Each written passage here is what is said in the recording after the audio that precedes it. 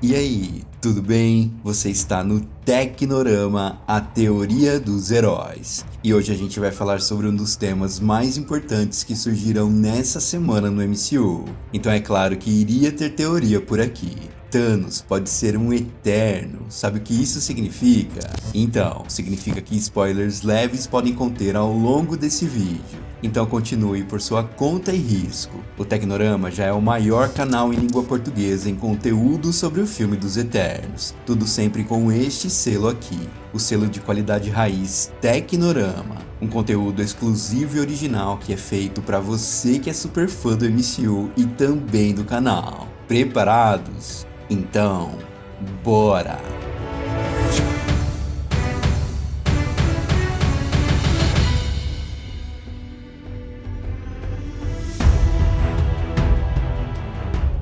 Essa é pra você que não tá ligado nas novidades do MCU. O site The Direct veio com uma notícia super bombástica pra gente. Thanos tem tudo pra ser um eterno. O site visitou a exposição Avengers Station lá em Toronto, no Canadá, que apresenta trajes, bonecos e informações para os fãs que desejam ter uma experiência mais imersiva do MCU. Só que quando eles chegaram em Thanos, se liga na imagem e no texto que estava escrito, abre aspas. Dizem que a origem de Thanos é na maior lua de Saturno, Titã, o que o torna um titã por natureza. Mas há rumores que indicam de que Thanos é o último de uma espécie antiga e altamente sofisticada conhecida em todo o universo como os Eternos. Essa nota é escrita por Thor e deixa claro que ele e os Asgardianos já sabiam da existência dos Eternos há muito tempo. E se isso não é uma verdadeira bomba, eu realmente já não sei o que é. Nos quadrinhos, a gente sabe que Asgard tem uma ligação forte com Olímpia e Olympus, respectivamente a casa dos Eternos e dos deuses do Olimpo. Mas até agora a gente não tinha pista nenhuma sobre isso. Mas aí você tá aí do outro lado pensando, beleza, disso eu já sabia, então qual é a novidade? Thanos não era um eterno de Titã? Sim, ele era, mas temos um problema aqui vindo diretamente dos quadrinhos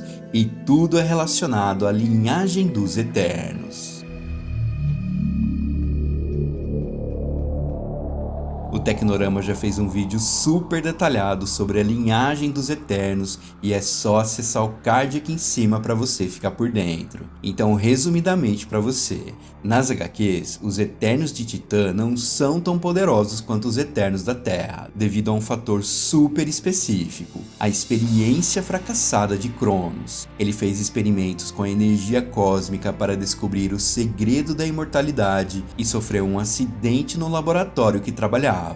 Esse acidente destruiu toda a cidade de Titanos e bombardeou todos os Eternos da Terra com energia irradiada, o que acabou ativando genes latentes que lhes deram longa expectativa de vida. Só que essa experiência aconteceu somente por aqui, e não em Titã. Ou seja, os Eternos de lá, que já tinham saído da Terra há algum tempo, não são tão poderosos quanto os daqui, exceto por um cara, Thanos, que nasceu de genes ativados de Alars, filho de Cronos, e genes não ativados de sua mãe, Suisan, que já estava em Titã e foi a única sobrevivente da guerra causada pelo Dragão da Lua. E você continua pensando, certo, disso eu também já sabia, então qual é o lance?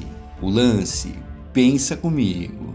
Se essa novidade que a gente ficou sabendo for cânone, se o Thanos do MCU for o último de sua espécie, se ele for o último dos Eternos de que se tem notícia, isso pode significar que ele, na verdade, faz parte da criação da vida na Terra pelos Celestiais, onde os primatas foram usados como experiência e deram vida a 3 novos seres: os humanos, os deviantes e os Eternos. E se ele for dessa primeira geração, todos nós estamos completamente ferrados, para não dizer outra palavra. Tudo porque se ele, mesmo possuindo a síndrome deviante, ainda for um eterno puro da primeira geração, ele pode ter conseguido um lugarzinho VIP neste lugar aqui, a Câmara de Ativação Eterna. Ou seja, Thanos pode estar vivo. Tá, eu já imaginava essa reação. Mas calma, o Tecnorama vai reparar isso pra você.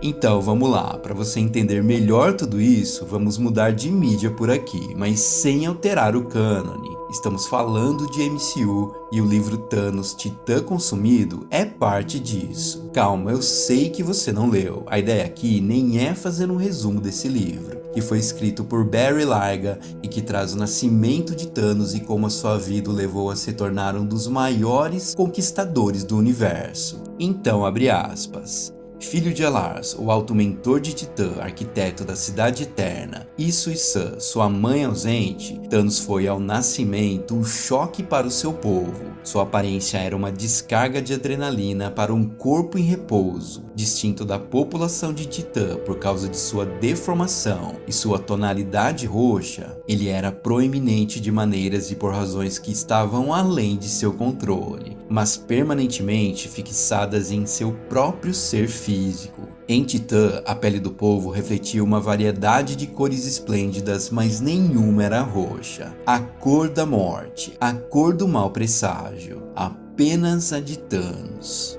Bom, somente por essa frase tirada 100% do livro, temos praticamente a mesma narrativa das HQs. Isso até agora é cânone do MCU e com o fator de nascimento explícito. Ele nasceu de Suiçã. Dito isso, fica claro que Thanos é passível da morte, mesmo sendo um eterno. Afinal, ele não morreu apenas uma vez, mas em tese, 2 vezes. Então que papo é esse de teoria raiz, você tá pensando? Thanos vivo? Como assim? Eu sei que você tá pensando nisso agora, eu sei. Então senta, respira e vem cá. Alguma vez esse canal já te decepcionou? Não? Então, bora!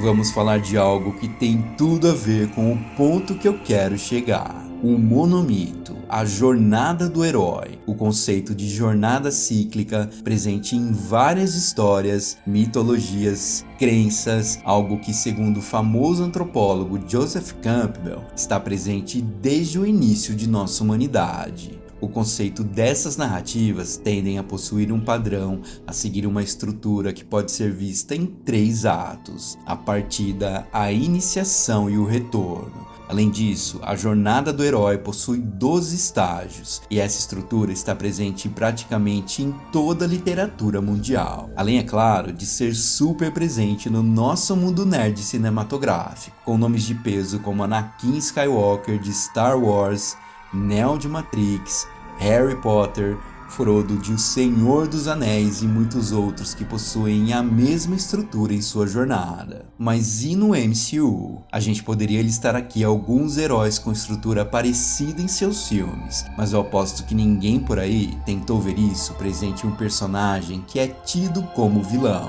Então agora o Tecnorama vai aplicar a jornada do herói a ele. Thanos. 1. O mundo comum. Este é o mundo normal do herói antes de sua história começar. Mas no caso de Thanos, a normalidade dele já era um desafio ainda maior. Preconceito, exclusão, nenhum afeto vindo de sua própria mãe, realmente um mundo bem mais anormal do que a jornada do herói clássica. Ou seja, Thanos sendo uma criança e adolescente, já tinha um desafio digno de herói.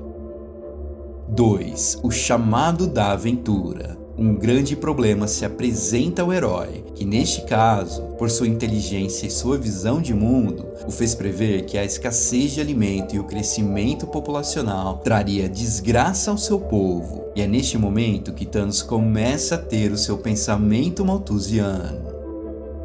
3. A recusa do chamado. O herói demora a aceitar o desafio ou simplesmente o recusa, geralmente porque tem receio do que pode acontecer e, principalmente, ele não se sente preparado para isso. No caso de Thanos, a recusa veio diretamente de todos os Eternos de Titã, que não levaram a sério sua previsão. 4. O encontro com um mentor. O herói encontra com um mentor que o faz aceitar o chamado e o treina para sua aventura. Com Thanos, ele se torna o próprio mentor através do estudo das joias do infinito. o único jeito possível dele levar adiante a sua missão, exterminando metade dos seres da galáxia e restabelecendo o equilíbrio que ele tanto procura. 5. O cruzamento do primeiro portal. O herói abandona o seu mundo para entrar em um novo mundo, e este é Thanos fazendo seu papel de conquistador enquanto não possui as joias do infinito em mãos, algo que vimos perfeitamente ele fazer quando invadiu o planeta natal de Gamora. 6. Provações, aliados e inimigos. O herói encontra aliados e enfrenta inimigos, aprendendo as regras deste novo mundo. Um exemplo disso é sua aliança com Ronan, o Acusador, lá em Guardiões da Galáxia, onde ele buscava sua primeira joia do infinito, a Joia do Poder, que estava presa dentro do orbe. 7. Aproximação. O herói tem êxitos durante as provações, e é isso que a gente viu em Guerra Infinita. Joia por joia, uma verdadeira corrida contra o tempo para conseguir todas elas, e ele conseguiu. 8. Provação difícil ou traumática. A maior crise da aventura, da vida ou da morte. E é isso que a gente vê nessa sequência aqui, com a Stormbreaker quase partindo Thanos ao meio. Enfim, ele finalmente enfrentava sua maior provação. 9. A recompensa. O herói enfrentou a morte, superou seus medos e ganhou uma recompensa. No caso de Thanos, ele conseguiu seu estalar de dedos e depois foi transportado para o mundo idílico da Joia da Alma, podendo ver o maior amor de sua vida, Gamora. 10. O caminho de volta. O herói volta para o seu mundo, neste caso, o seu mundo perfeito. Um planeta inóspito, vazio, onde ele poderia observar o sol nascer em um universo que seria agradecido pelos seus feitos. 11. A ressurreição do herói. Outro teste no qual o herói enfrenta sua morte e deve usar tudo o que foi aprendido durante a jornada. Isso seria possível em Ultimato se ele não tivesse destruído todas as joias. 12. Regresso com o Elixir. O herói volta para casa com o Elixir, que ele usa para ajudar todos em seu mundo. Mas o regresso de Thanos e seu Elixir são bem diferentes aqui. Ele retorna à Terra em Ultimato com um poderio gigantesco em suas mãos, fazendo acontecer a batalha mais épica da história do MCU. E bom, essa é a jornada do herói clássica aplicada a Thanos. Você já tinha parado para pensar nisso? Então, tem vários pontos em comuns, diz aí, e tudo por um simples motivo na visão de Thanos: equilíbrio, balanço, equidade, um mundo justo para todos, fatores que são nobres para muitas pessoas, fatores que são nobres para muitos heróis, mas que não são tão nobres quando a gente vê o modo que ele usou para isso acontecer. E eu acho que é por isso que ele não conseguiu.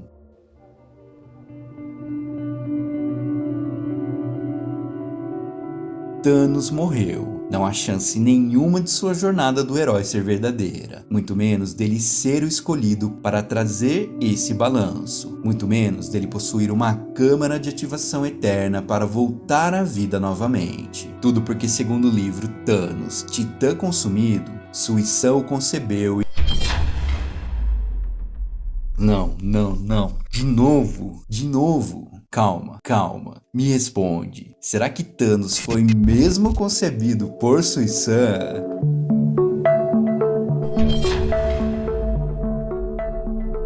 Estamos no filme dos Eternos. Finalmente vimos a criação da vida na Terra. Celestiais chegam na primeira hoste coletando os primatas para uma experiência única. Através deles, criarem 3 tipos de vida: humanos, eternos e deviantes. Eles criam vida usando simples rochas que fazem pura magia. Magia essa que obviamente não passam de mutações, mas algo de muito estranho acontece na criação. Por algum motivo, um desses Eternos é criado com uma anomalia, a Síndrome Deviante. E há apenas um.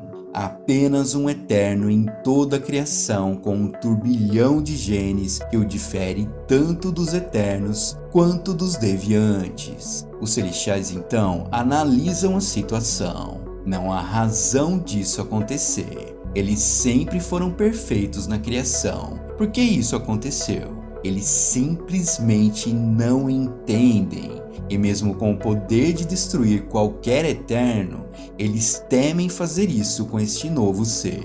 Mas ele não pode ficar na Terra. Humanos, eternos e deviantes precisam seguir o seu ciclo de equilíbrio por conta deles. Seria muito arriscado deixar este ser por aqui. Então, os celestiais decidem. Ele deve ser exilado e observado por outros eternos. O lugar escolhido é Titã, uma das luas de Saturno, e os eternos Alars e Suisã são designados a cuidar dele. Thanos. Eles são enviados para Titã junto com outros eternos para criarem uma colônia por lá. Mas não é tão simples assim. Suisã se sente mal, traída. Ela poderia ter uma vida de glória pela frente, mas foi designada a cuidar de uma aberração. Ela vê isso como um castigo dos celestiais a ela. Alars, um dos eternos mais sábios, vê isso como uma aprovação. Ele aceita sem hesitar. Thanos está exilado, e a vida na Terra finalmente começa o seu ciclo. Milhares de anos se passam. Em Titã, Suisã não aceita sua tarefa de mãe. Alars faz o que pode para Thanos ter uma vida normal, mas ele está bem longe disso. E devido a todos os fatores que já falamos lá atrás, Thanos acaba percorrendo a jornada do herói à sua maneira, mas com um detalhe super importante. Por ser uma anomalia e uma incógnita, os celestiais concedem a ele esta dádiva aqui, a Câmara de Reativação Eterna. A única maneira de manter Thanos sempre com possibilidade de ser reativado para que os celestiais busquem sua compreensão no futuro. Mas pensa, como isso seria possível se nós vimos Thanos morrer não uma, mas 2 vezes? Sim, a gente viu Thanos morrer 2 vezes, mas a gente ainda não viu como os Eternos serão reativados no filme. Seguindo as premissas das HQs, essa teoria é completamente plausível. Tudo porque, para quem é eterno, o tempo se torna atemporal. Mas para isso tudo acontecer num futuro próximo no MCU, o filme dos Eternos pode revelar pra gente uma cena pós-créditos desse jeito aqui.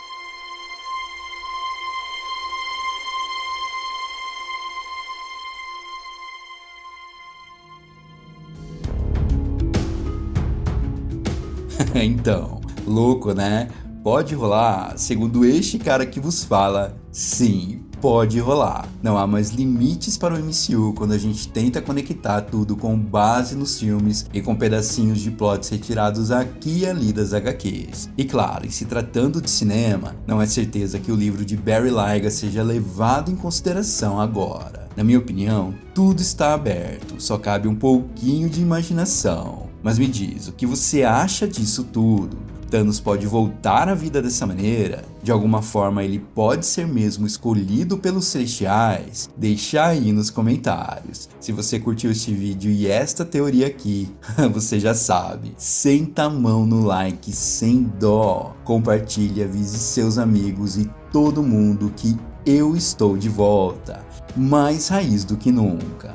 E este é o Tecnorama, a teoria dos heróis. Eu fico por aqui, um abraço, até mais.